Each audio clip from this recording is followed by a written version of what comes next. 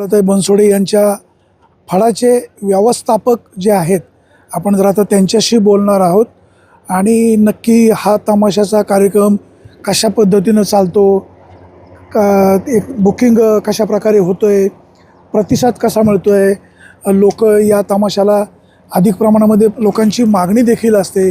मंगला बनसोडे यांचा तमाशा म्हणजे एक ब्रँड तमाशा म्हणून ओळखला जातो. तमाशाला दिशा देण्याचं काम मंगला बनसोडे यांच्या आई स्वर्गीय विठाबाई भाऊमांग यांनी दिलेलं आहे. विठाबाई भाऊमांग यांना राष्ट्रपतीचं पारितोषिक मिळालेलं आहे. मंगला बनसोडे यांचं देखील काम एक अतिशय मोठं राहिलेलं आहे. तुम्ही आता मॅनेजर म्हणून काम पाहताय. पूर्वीचा तमाशा आताचा तमाशा बदलत चाललेला आहे, काय कशामुळे? आणि प्रेक्षकांची अपेक्षा वाढलेली आहे. प्रेक्षकांना जुने पद्धतीचा पारंपरिक तमाशा आवडत नाही.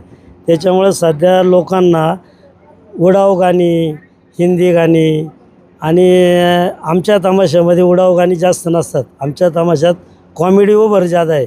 किंवा आम्ही आहे ना जास्त करून टायटल आमचं एक असतं. आता यावर्षी आमच्याकडं छत्रपती संभाजी महाराजांचं टायटल आहे. त्या अर्धा तासाच्या टायटलमध्ये पब्लिक पूर्ण खुश होतं आहे. आणि आमच्याकडं कॉमेडी जास्त प्रमाणात आहे. गाणी आमची कमी असतात, कॉमेडी जास्त. तुमची कॉमेडी खूप अश्लील पण असते ना? नाही, असं नाही, असतील नाही. काही शब्द त्याच्यात ते घ्यावाच लागतात, नाईलाज असतो. पब्लिकला थोडं हसवण्यासाठी ते घ्यावं लागते. आता मला सांगा, महागाई खूप वाढलेली आहे. सगळ्या तारखा तर तुमच्या बहुतांशी बुक पण झालेल्या असतील. यंदाचा सीझन कसा आहे आणि कमीत कमी किती जास्तीत जास्त काय दर आहे? आणि कमीत कमी 1.5 लाख रुपये, जास्तीत जास्त 4,30,000पर्यंत आमच्या तारखा विकलेल्या आहेत. मग आता 1.5 लाखामध्ये काय आणि 4.5 लाखामध्ये काय? तमाशा तोच होतो, आहे तेच, फक्त तिथीवर चालतं. कोणत्या तिथीला जास्त यात्रा आहे त्या तिथीला मार्केट जादा, ज्या तिथीला यात्रा कमी आहे त्या तिथीला मार्केट कमी. त्यामुळं 1.5 लाख रुपयापासून 4,30,000. कुठल्या तिथीला 4,30,000 सुपारी? कालाष्टमी 10/4/2026 या तिथीला आमच्याकडे कुरुळी म्हणून गाव आहे, कुरुळी तालुका खेड जिल्हा पुणे, इथं 4,30,000 सुपारी आमची. हजेरी पण असेल ना? हजेरी आहे सकाळी. आता मला सांगा, मी मागाशी पण तुम्हाला म्हटलं, पूर्वीचा तमाशा आताचा तमाशा निश्चित बदललेला आहे. प्रेक्षकांची आता मागणी बदलत चाललेली आहे. आंबट शौकीन जास्त प्रमाणामध्ये आणि गावामध्ये हुल्लडबाजी पण होते. मुली पाहिले की प्रेक्षक तरुण वर्ग चेकाळत आहेत, कधीकधी वाद निर्माण होतो. मग अशा वेळेला फडमालक कशा प्रकारे काळजी घेतात आणि करार करताना असं काही ठरवलं जातं का की बाबा यात्रेमध्ये जर काही गोंधळ झाला तर ती जबाबदारी यात्रा कमिटीची? आणि आमच्या करारावरच पूर्ण त्याची म्हणजे एक टीप असते का तमाशातलं कुठल्याही प्रकारचं नुकसान झालं तर त्याला सर्वस्वी जे ग्रामस्थ करार करायला येतात ते जबाबदार असतात. आणि असे काही गावात प्रसंग येत नाही, इतका मोठा प्रसंग का तिथं ग्रामस्थांना त्यांच्यावर गुन्हा दाखल करायची वेळ येत नाही. काही ठिकाणी यापूर्वी झालं ना? नाही, क्वचित घडलेलं असतं. आणि आता टायमिंगमुळं मागच्या वर्षी एका गावात आम्हाला प्रॉब्लेम आला होता. आमचं टायमिंग 12चं होतं. आमचा तमाशा चालूच 12 वाजता झाला. लोकांच्या आग्रह खातर आम्हाला 4 वाजेपर्यंत करावा लागला. 2 वाजता पब्लिकमध्ये त्यांच्यात मारामारी झाली. त्याच्यात एक माणसाचं मर्डर झालं. तो गुन्हा आमच्यावर दाखल केला गेला. म्हणजे आम्हाला त्याच्या गुन्ह्यात सामील करून घेतलं गेलं. पण ते सगळं सहन करायची थोडी मानसिकता ठेवावं लागते धंदा करायचा म्हटल्यानंतर. आता मला सांगा, चांगले कलाकार हल्ली मिळत नाही. कलाकारांची पळवापळवी पण होते. कलाकारांना उचल द्यावी लागते. एखाद्या कलाकाराला उचल द्यायची, नंतर तो पळून जातो, मग तुमचा अख्खा बाज डिस्टर्ब होतो. कसं सावरता? आणि एखादा कला आमच्याकडं एक कामासाठी 2 माणसं असतात. समजा ऑर्गन मास्तर 1 नाही 2 आहेत आमच्याकडे, सोंगाडे 4 नाही 6 आहेत. मग त्याच्यातला एखादा माणूस अचानक गेला, ढोलकीवाले 2 आहेत, एखादा गेला तरी आम्ही ॲडजस्टमेंट करून घेतो एका याच्यावरती. प्रत्येक ठिकाणी मोठ्या तमाशांमध्ये प्रत्येक ठिकाणी 2 माणसं ठेवलेली असतात. एक जरी निघून गेला तर तमाशाला कुठली अडचण येऊ नये म्हणून ती आम्ही त्या पद्धतीने नियोजन केलेलं असतं. आणि कलाकार हे कसं आहे, अशिक्षित असतात आणि ते दारूच्या व्यसनात गेलेले असतात काही जणं. त्याच्यामुळं ते निघून बी जातात. पण ते ॲडजस्टमेंट करून घेतो आम्ही. पैसे लोकांक असतात, कलाकारांक उचली दिलेले असतात. त्या उचली नंतर ते दुसऱ्या तमाशात गेला तरी त्याच्याकडून वसूल होती. अशी काही इतकी अडचण येत नाही. तरी काही सोडून बी द्यावं लागतात. कलाकार काही नंतर तमाशा सोडून देतात, आजारी पडतात, त्यांना ते पैसे सोडून बी द्यावं लागतात. या अडचणींना सगळे फळमालक सामोरे जातात. आता मंगला बनसोडे एक ब्रँड नाव आहे, त्यांचा मुलगा पण एक ब्रँड नाव तयार झालेलं आहे. रघुवीर खेडकर आहे. मंगला बनसोडे यांची आई स्वर्गीय विठाबाई भाऊमांग नारायणगावकर, त्यांचं एक नाव राहिलेलं आहे. मंगला बनसोडे आईच्या नावामुळं निश्चित मोठ्या झालेल्या आहेत. एक कुठंतरी या नवीन फळमालकांना मंगलाताईंनी मार्गदर्शकाची भूमिका बजवायला हवी का? किंवा आता भविष्य काळामध्ये फळमालकांची मुलं तमाशामध्ये फार येताना दिसत नाही, त्याचं काय नेमकं कारण असेल? आणि तमाशा कला ही लोप पावत चाललेली आहे सध्या. तमाशाला मागणी फक्त चैत्र महिन्यात आहे. मग हे 1.5 महिनाच धंदा करायचा, 10 महिने काय करायचं, असं सगळी परिस्थिती निर्माण झाली. तिकिटावरचे धंदे चालत नाहीत, यात्रेमध्ये धंदे होत नाहीत. आणि मग समजा 10 महिने बसून खायचे आणि 2च महिने धंदा करायचा, तर 10 महिने काय करणार? मग उपजीविकेचं साधन दुसरं काय नसतं यांच्याकडं. त्याच्यामुळं शक्यतो सगळी फळमालक आपल्या मुलांना विविध दुसऱ्या धंद्याकडं किंवा नोकरीकडं याच्याकडे जास्त त्यांचा कल आहे सध्या. आणि मंगलताई सगळ्या फळांना मार्गदर्शन, तसं कुणी विचारलं काय केलं पाहिजे तर मार्गदर्शन करतात, नाही असं नाही. आता मोठे फळमालक मोठमोठे होत जातात, छोटे फळमालक छोटेच राहतात. अनेक वेळा फळमालक सांगतात की बाबा सावकारकीचा बोजा आहे, सावकारकीचा बोजा आहे. काय त्यामागचं गमक नेमकं?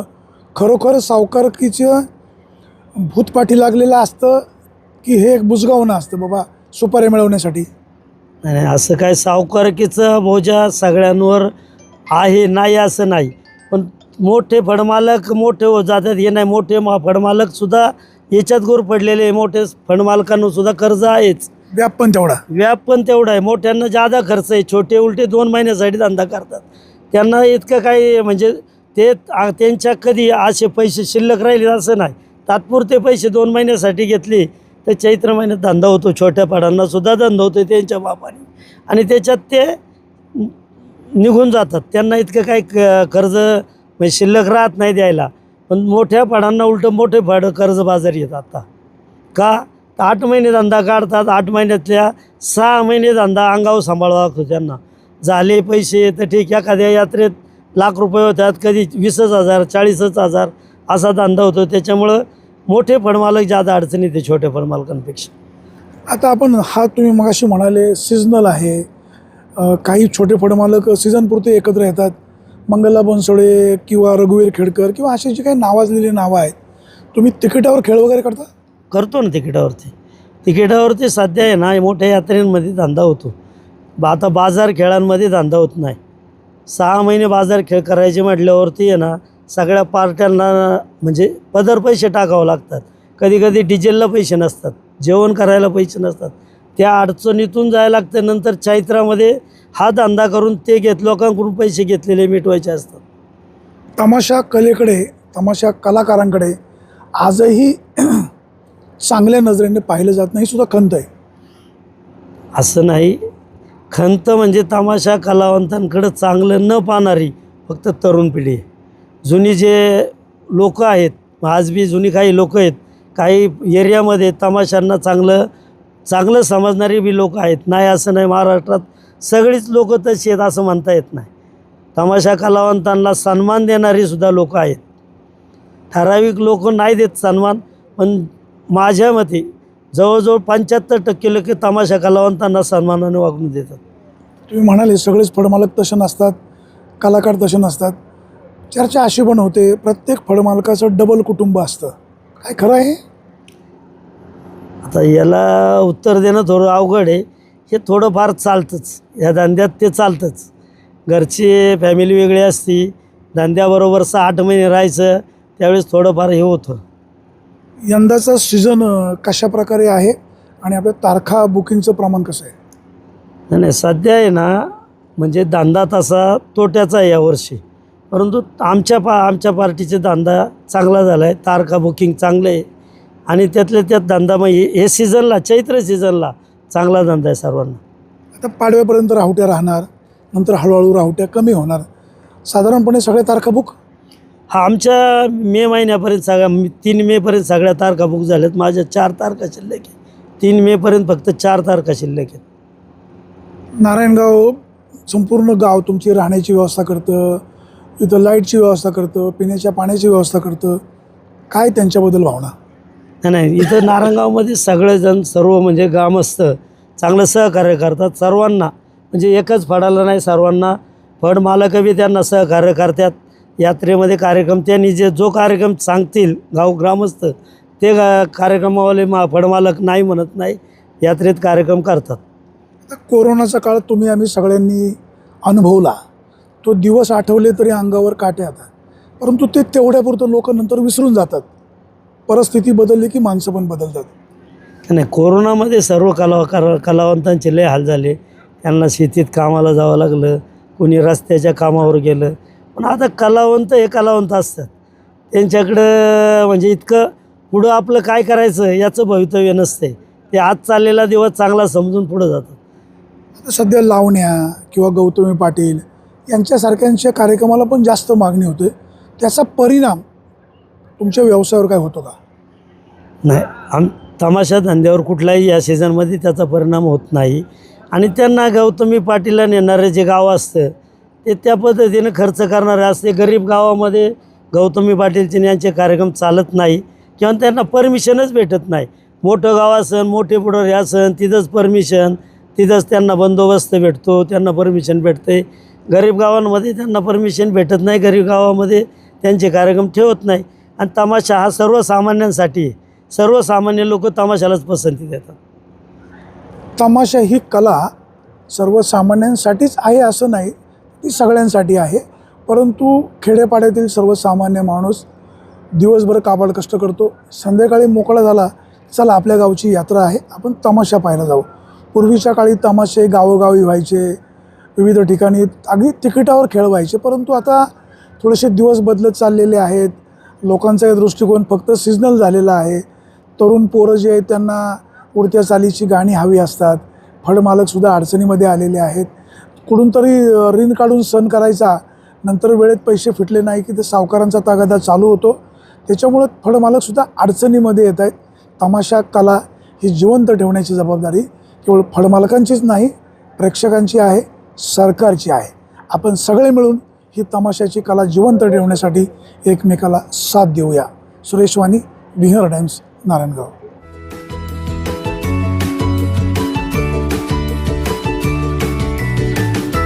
बातम्या शेतीच्या, बातम्या मातीच्या, बातम्या अन्यायाच्या, गुन्हेगारीच्या,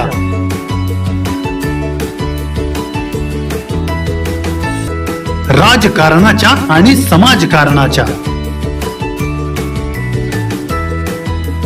शोषणाविरुद्ध बुलंद आवाज, जनसामान्यांच्या हुंकाराची गाज, सत्कार्याला प्रोत्साहन, दुष्कृत्याला अनुशासन, निर्भीड, निस्पृह, सडेतोड, बेधडक आणि रोखटोक म्हणजेच विघ्नहर टाइम्स. शोध बातमीचा, ध्यास सत्याचा. आपलं चॅनल, आपली बातमी. सबस्क्राईब तर कराच, पण बेल आयकॉनवर क्लिक करायलाही विसरू नका.